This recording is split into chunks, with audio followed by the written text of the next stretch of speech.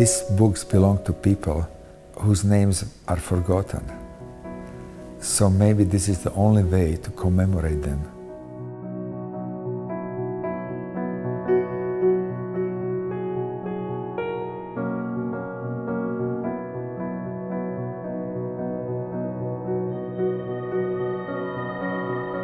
In 1997, after my father died, I did a visit to Slovakia. And during the funeral, I met this elderly lady, and then she told me this story, what happened to her in Auschwitz.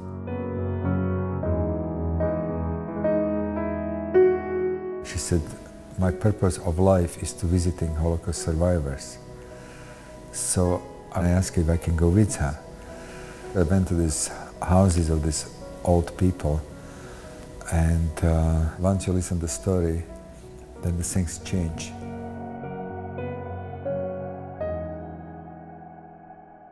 I wanted to see how can I do a photograph of somebody who survived horrors. You get enormous respect for those people.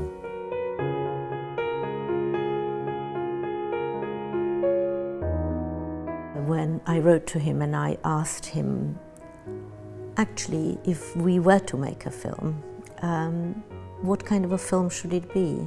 And he said it should be like a poem.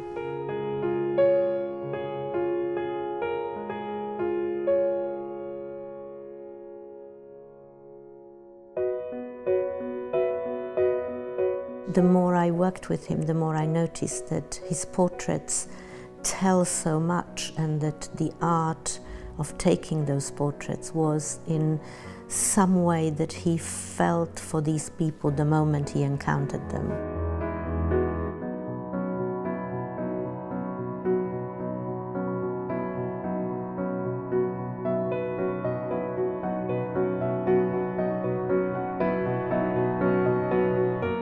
We found the books in 2006, which was a completely extraordinary moment and a day that I don't think any of us will ever forget, because we had no intention of staying in the building. In fact, it all happened by complete coincidence.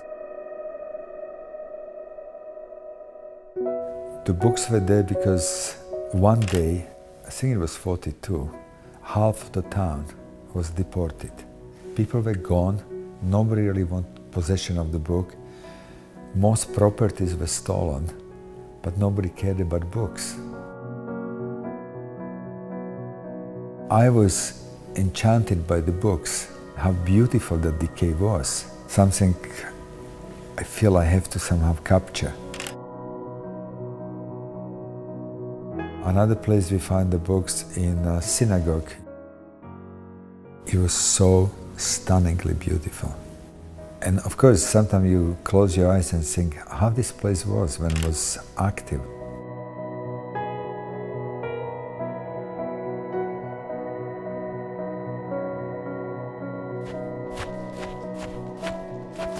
There were books we have found at another place in Slovakia, at a cemetery, where the books were left to be buried because it is a Jewish tradition to bury books, and there's nobody left to bury them.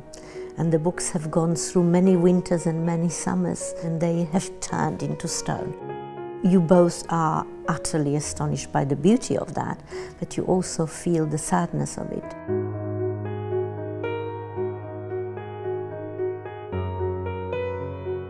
When you think of the generations that had learned about tradition and culture and philosophy from these books, it shows the strength of the survival. The book will be there, the words in the book will be there even when the people won't be there anymore. And then when we find out that each book have a name and it belonged to somebody, you try to treat each book as a special object, if like you were actually photographing a person.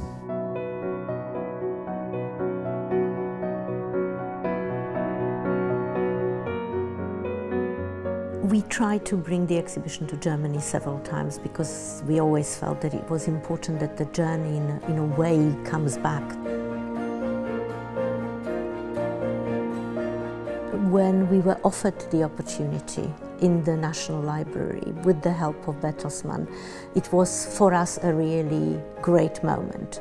Since many of the books that we photographed were in Hebrew and German at the same time, it's a kind of coming together, it's the end of the circle.